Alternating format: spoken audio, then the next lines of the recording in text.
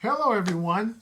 Thank you for tuning in and sharing this time with me. We're going to be studying from the book of Daniel, the opening of the book of Daniel, Daniel chapter 1, and we're going to rehearse verses 8 to verse 21 in the book of Daniel. Now, this is one that you might have some familiarity with, and that's a good thing. So whenever that presents itself when I'm giving Bible lessons, I take the time to accent some of the things that we may not have paid close attention to. And I plan to do that in this lesson as well. My name is Reverend Wayne Hubbard. I'm the pastor at Grace Temple Baptist Church in the city of Oakland. Our address is 6750 Foothill Boulevard. Our worship service starts on Sunday mornings at 11 a.m. I would love to see you there. So if you're ever in my neck of the woods, please stop by and visit us. Please stop by and visit us. And this lesson right here is called Daniel Honors God's Law. Daniel Honors God's Law. For those of you who would like the lesson, at the end of it, would you kindly give the teacher a thumbs up? I would definitely be honored by that if you was to do that. And not only those of you who subscribe, thank you for taking the time out to subscribe. Those of you who have not yet subscribed, I'm still waiting for you. Please do so, because there's a benefit in it for you if you subscribe or when you do subscribe. You will be noticed that there's a new lesson that would be available to watch, and you'll note it as soon as you subscribe. When one comes out, you'll get a signal that it's ready for you to take a look at. All right, let's get ready for it. Okay, Daniel honors God's law.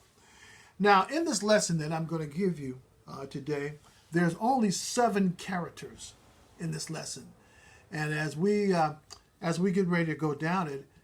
Each character name will pop up, and of course, what their reasoning is for in this lesson. Daniel chapter 1, verses 8 to 21. Here their names are.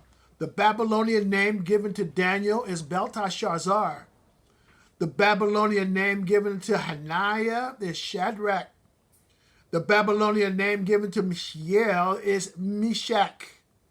The Babylonian name given to Ezra is Abednego. The name of the prince of the eunuchs is Asperaz. The name of the steward of Daniel and his friends is Melzar. The name of the king is Nebuchadnezzar. These are the stars in our lesson for today. So as we come across each one, you have a little bit of background on him. From the book of Daniel, it opens up with Daniel and his 3 friends in Babylon. The palace, the master of them, Babylonian name. The palace place for the master with Babylonian name. Before you can go in the Babylonian place, in their palace, you had to have a Babylonian name. Though they were not concerned about the names given to them, I'm talking about Daniel and his friends. They didn't care. They really wasn't concerned about the names that was given to them when they arrived in Babylon. Instead, they had another issue that they had to face that was very troubling to them. And our lesson is going to deal with that troubling issue that was presented to Daniel and his 3 friends. Let's get ready to go to verse number 8, which is the first verse of the lesson. And it goes like this. But Daniel proposed in his heart that he would not defile himself with the portion of the king's meat, nor with the wine that he drank. Therefore he requested of the prince of the eunuchs that he might not defile himself. Now, this entire lesson that we're about to do right now, and next week's lesson as well, this entire lesson is orchestrated by God. Everything in this lesson was directed by God that happened in this lesson. But this did not mean that Daniel was free from his responsibility to serve God righteously and faithfully, even though he knew that God was behind all the actions taking place here. He had to keep up with the way that he lived and his integrity. He had to do that. Daniel showed no concern over the secular education of the Babylonian names that was given to him. He didn't care about that. Calling him Belteshazzar, he didn't care about that because he knew who he was. Daniel knew who he was, and his companions, his friends, even though they gave them names too, they knew who they was. They didn't care what they called him. Daniel knew how God saw him. So he knew all that. Call me whatever you're happy with. I know my name. And he knew that already. However, the prescribed diet posed a problem. It violated God's law. You remember the Hebrew people were really strong, and to this very day, on a kosher diet. This was not a kosher diet that was being prescribed to Daniel and his friends. And it was even worse than that. And we'll talk about that coming up in the lesson. If they had took part of this diet that was being offered to them, they would be taking part in false worship, is what it would come down to. They would be taking part in false worship. Daniel's objection to the Babylonian food and the wine was that it had been dedicated to false gods. I'm not going to bow to this. I'm not going to go for this. This is what Daniel said. This was stuff is dedicated to false gods. We're not going to have no parts in this. They can call us whatever they want to call us, but we're not going to do this. We're not going to eat this food. He kindly requested to be excused from this diet. He went to the head of the eunuchs and said, please excuse us. We can't have no parts of this at all. The Babylonians worshiped a pantheon of gods and goddesses. They worshipped all these. But this was not what Daniel and his friends believed. A pantheon was mean many, uncountable gods and goddesses. This is what the Babylonians did.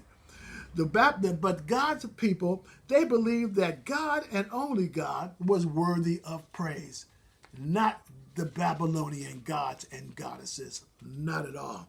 Verse number 9 and verse number 10 says this. Now God had brought Daniel into favor and tender love with the prince of the eunuchs. And the prince of the eunuchs said to Daniel, I fear my lord the king, who has appointed you the meat and the drink. For if thou should see your faces worse than all of the other children which were brought, then he shall make me in danger of my head, is what the prince of the eunuchs told him, in a cheerful, loving way. In these verses, we see not only the integrity of Daniel, saying that I am not going to eat the king's royal diet, and neither is his other friends. We're not going to take part in that. That was his integrity, is what he had.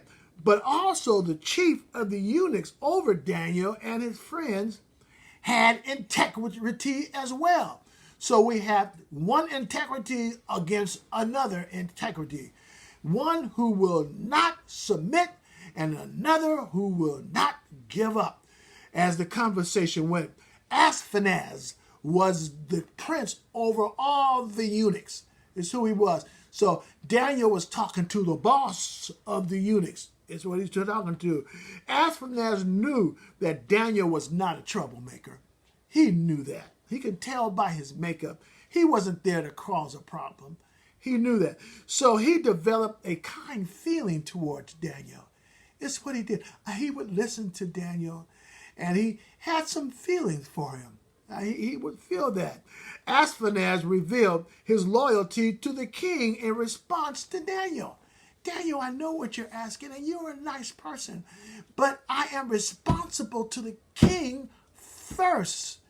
Sure, I could probably do you a favor, But the king gave this as a command. I can't help you in this case. He is a servant of the king, and he could not make decisions on his own.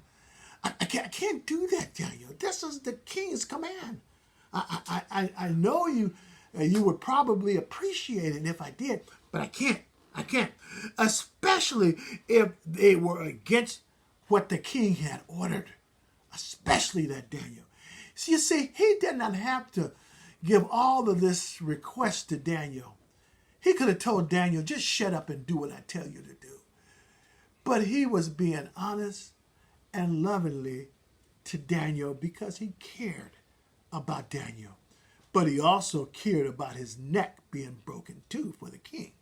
So that had to be thought of. Ashpenaz had the responsibility to carry out everything, whatever the king commanded him to do. Even though he liked Daniel and he did not want to dare change the king's rules. If I could, Daniel, I would. But I can't. I can't, says Ashpenaz. So he can't take matters in his own hands. If he was to take matters in his own hands, there would be very serious consequences. He's letting Daniel know this. The king gave no thought about whether the food had been dedicated to idols. The king gave no thought about that. The king gave no thought that it was dedicated to pagan gods, for that was just part of his religious culture. That's what I always did. The king said, that's the way I always do it. And that's just part of who I am. So that's just part of me. Ashpenaz said, if Daniel and his friends did not eat the king's royal diet, they would look unhealthy at the end of this test. And he would be faced with deadly consequences if they were to present themselves being malnourished before the king. Let's take a look at the next three verses, verse number 11, verse number 12, and verse number 13. It says this, then Daniel said to Melzar. Melzar, now listen, let me explain to another person before we get this, because Melzar is going to come in heavy in the next few verses. Melzar is the steward eunuch who's in charge of Daniel and his three companions. Now, the other eunuch was in charge of all the other eunuchs who was put in captivity and to be trained. But Melzar was just in charge of Daniel and his other three friends. Then said Daniel to Melzar, whom the prince of the eunuchs had set over Daniel, Hananiah, Mishael, and Ezar, prove thy servants, is what he said. This is Daniel talking to Melzar. Prove thy servants, I beseech thee, 10 days, and let them give us poults and eat and water to drink. Verse number 13. Then let our countenances be looked upon before thee, and the countenances of the children that eat the portion of the king's meat. And as thou seest, deal with thy servants. Daniel saw that he wasn't able to get anywhere with Ashpenaz. So when the lower level eunuch came in, who was Melzar, he talked to Melzar about it instead. And this is what the conversation went like. Daniel proposed a 10-day test. The number 10 means test, of course, in the Hebrew literature for test. 10-day test in which he and his friends would be on a diet of vegetables and water. Not the king's royal diet of the meat and of the wine, but a vegetable diet of just vegetables and water for 10 days. Now, as long as these young men appeared to stay healthy to the steward and to the king, as long as we did not look malnourished, he said, listen, we'll leave it up to you for you to be the judge of that. You look at us after 10 days, after we went under a diet of just vegetables and water, to see how healthy we look after those 10 days. Verse number 14 and 15 says this. As Melzar decided to listen to this request being made by Daniel. So he consented to them in this matter and proved them 10 days. So it looked like Daniel was able to get over on Melzar. Melzar said, okay, 10 days is not very long. That's no problem. And if I see a problem with it, I will take you off this vegetables and water, and you will be put on the royal diet just like all the rest of them is. And you only got 10 days to do it now, Daniel. Now, the king, it was looking for the output, I say Nebuchadnezzar, how these men are going to come out as they develop over this time. But 10 days was not all the time that they were going to need. It was going to take them some time to do this. I can see Melzar saying this to Daniel. Daniel, you bet not blow it. I'm going to give you a chance. 10 days. I can see the finger of Melzar being in the face of Daniel. You bet not mess it up. If you do, I'm coming back at you, and I don't want to hear nothing else that you have to say. Don't mess it up. So we'll see what happens. Verse number 15 says, and at the end of the 10 days, their countenance, that's how they look, their facial, their body, their countenance appeared fairer and fatter in flesh than all the children which did eat the portion of the king's meat. This time the steward granted Daniel his request. Melzar gave him his request. If Daniel had failed, he would have returned to the royal diet that the king had ordered, and Melzar would never listen to Daniel again. Never. And he would go back to what the king ordered. For 10 days, Daniel and his friends were served what Daniel requested for 10 days, vegetables and water. For 10 days. And then they stood before the steward and asked his decision about the matter. 10 days later, when Melzar came in, Daniel called his friends together, and they stood before Melzar and says, look at us. Look at us, Melzar. I can go in between the lines. Go in there with me, will you? Now, at this time, Daniel was a teenager. And his friends were teenagers too. Have you ever seen a teenager boy flex his muscles, especially when he's been working out? First thing he's going to show you is his pack. Check out my pack. Check out my buys, my biceps. Check me out, Melzar. Look at us, as they were flexing and showing him how they look after 10 days of veggies and water. Look at my back. Take a look at us. Oh, we're looking good, Melzar, aren't we? Yeah, we're flexing, looking good. So much so, the result of Daniel and his friends appeared healthier than all the other recruits who was dining on the royal diet. Look much better. Daniel and his friends appeared more muscular. And if Melzar couldn't see the backward one, we show it to you, Mels. Check me out, brother. Show it to me. And the young teenage boys would do that, of course. And Melzar couldn't say nothing. But man, you guys are looking good. As he was showing him, we can clearly see God is in control of all this. 10 days? Come on now, that'll take longer than that. But God was in control of all of this. All of it. God honored these young men for their willingness to take a stand on what they knew what was right. Okay, Melzar, what you got to say, brother?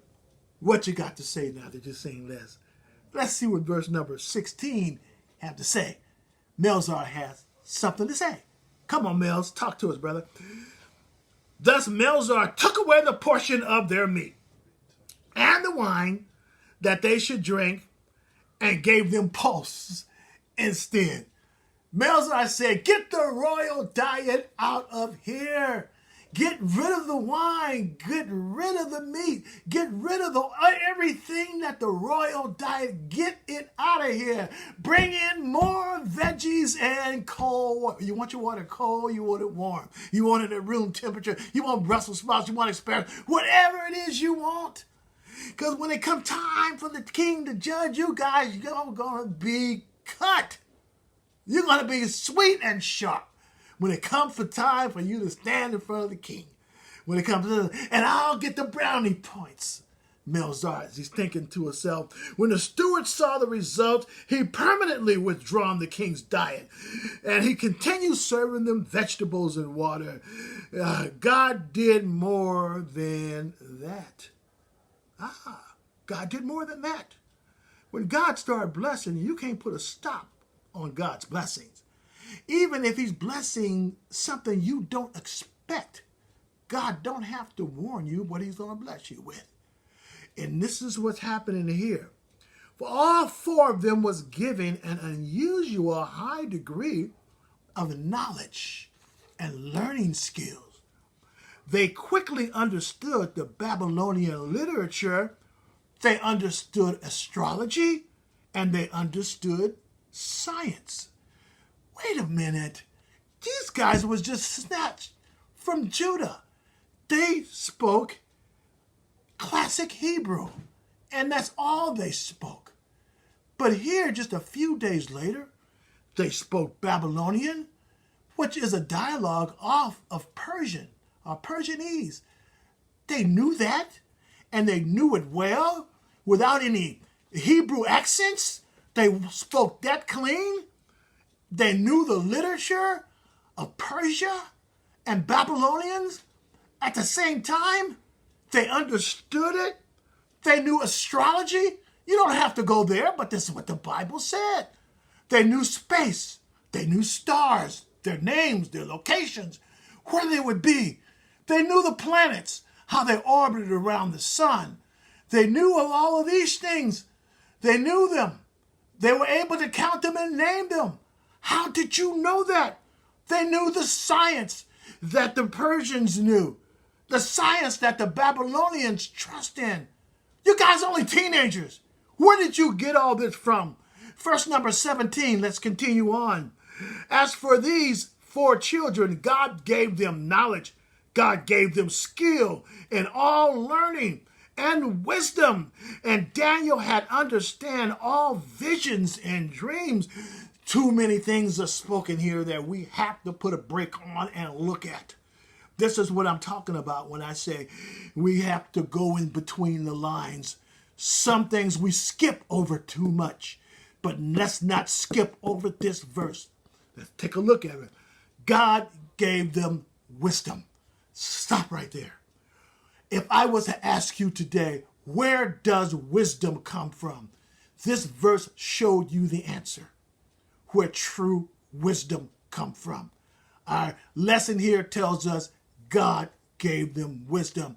If you are not a godly man, you will be lacking wisdom, because wisdom comes from God. If you're not a godly man, if you're one who don't trust God, if you're one who lacks faith, forget it. Wisdom will never come down your porch. Not at all. Now, what is wisdom? What is it? If we was to stop and take a close look at it, wisdom is the ability to see life and its events as God sees them. You see things the way God sees things. That is what wisdom is. Man can't see the way God sees. But if you have godly wisdom, you will be shown from a godly perspective. It's what you would have. And the boys had this. Daniel and his boys was given this godly wisdom. God gave them this wisdom. Nebuchadnezzar was preparing them for high positions in his kingdom and in his administration. The gift of wisdom would be very important for Nebuchadnezzar. Daniel was also given another gift. Wow. I'm sure that he was pleased and satisfied with what God had blessed him with. But the doors of gifts were still open, At least unto Daniel right here, God gave him another gift. The supernatural ability to understand visions and dreams. Supernatural. That don't come naturally. That have to come from God as well. He had the ability that led him to stand before kings and proclaim the future. This is a teenage boy. Come on, you guys. Come on. As we stated earlier, God had to be in control of this episode. Had to be. Let's move on. Verse number 18 and verse number 19. Oh yeah, this is payday coming up here. Now at the end of the days that the king had said that he should bring them in, and the prince of the eunuchs brought them in before Nebuchadnezzar. Verse number 19, and the king communed with them, and among them all that was found none like Daniel, Hananiah, Mishael, and Azariah. Therefore stood before the king. Let's take a close look at this. A lot was going on right here. This is graduation day. All of the eunuchs that came in and was prepared, it's time for the king to judge them. There was much more than Daniel and his friends. It was much more than that. The scripture is just following these right here because they were following God's law. And so the scripture, there was many more. And after the young man had been trained, Nebuchadnezzar probed their understanding in various ways. We got to stop right here. We got to stop because we're going to miss something that I don't want you to miss. Remember, the king, Nebuchadnezzar, is actually talking face to face to these young men. The king. Why is that so important? Because he is not only the king of Babylon, he's the king of all the areas of Persia that's around. He's the king of all the area of the Mediterranean, all around this. He is the most powerful man in the world. King Nebuchadnezzar is taking the time not to have somebody else do it, but has taken the time to talk to some Hebrew teenagers face to face and to listen to them. He wouldn't take this kind of time for kings, but yet still the attention of Daniel caught his attention. Imagine, have you ever stopped to consider how much education King Nebuchadnezzar had? Imagine that. He was born to be the king.